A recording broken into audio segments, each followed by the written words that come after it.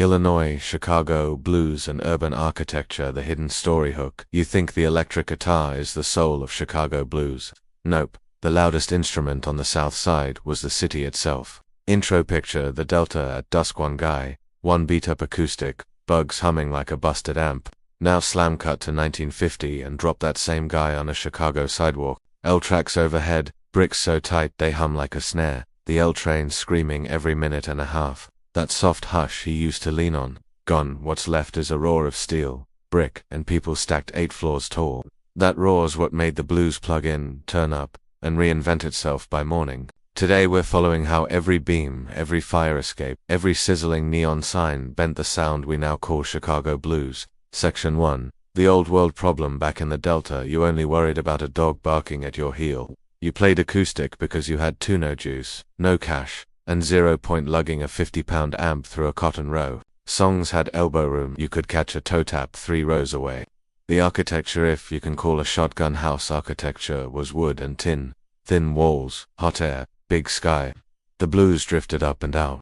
But that same floaty racket lands in Chicago like a whisper at a turbine plant.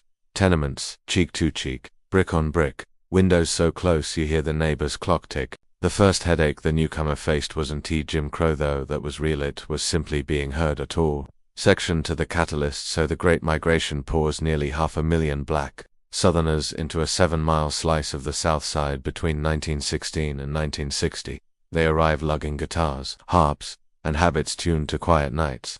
Section 3.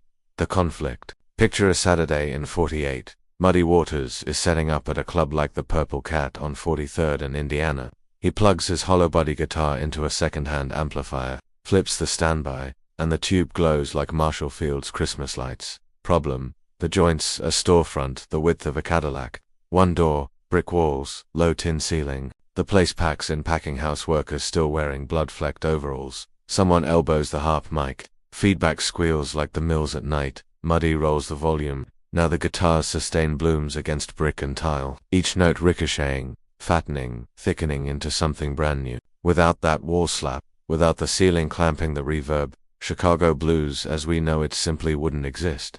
The architecture is literally playing the instrument. Section 4. The innovation entered the electric guitar not as shiny toy, but as survival gear. Acoustics were built to ride on soft air. Electrics were built to punch through concrete and union rallies. Listen to the first bar of I Can't Be Satisfied. That clipped, metallic crack, that's the L train's brakes. The grinding low growl, that's the Wisconsin steel stamping plant. Even the walking bass steady quarters mirrors the city's relentless grid.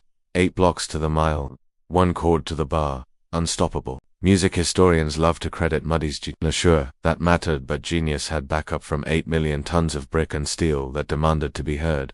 Section 5. The Calendar response with the city chess records at 2120 s.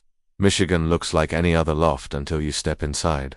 Drywall, fluorescence, low ceilings, basically a reverb chamber in miniature. Leonard chess hung baffles the way a cook hangs pots. Every surface shaped to sling the echo straight back into the mic. Listen to Little Walter's harp on Mean Old World, that ghost tone drifting behind the vocal. That's the stairwell on the 2nd floor. Pull the stairwell and the record collapses. Architecture turns into backing singer, drum corps, gospel choir all at once. Section 6. The legacy. By the time Buddy Guy Cut's first time I met the blues in 1960, clubs have moved out of storefronts into bigger rooms. Silvio's on Lake Street, later the Checkerboard Lounge. The sound keeps scaling up. Bigger amps, more speakers, taller ceilings. Every jump in volume tracks a jump in urban density to Marshall stacks equal a 12-story housing project. Feedback equals the Don Ryan traffic snarl at rush hour.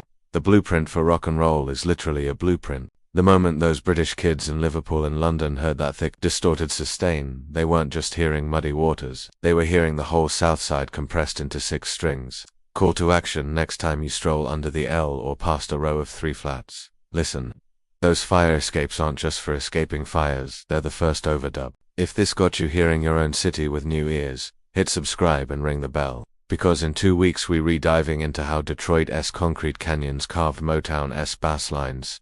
Conclusion: Chicago blues didn't just arrive in the city climbed inside the blues. Brick, steel, and the relentless grid of streets wrote every riff, every lyric, every shiver of distortion. The hidden story isn't that musicians moved north, it's that the north, with its factories, L-tracks, and tenement walls, moved into the music itself.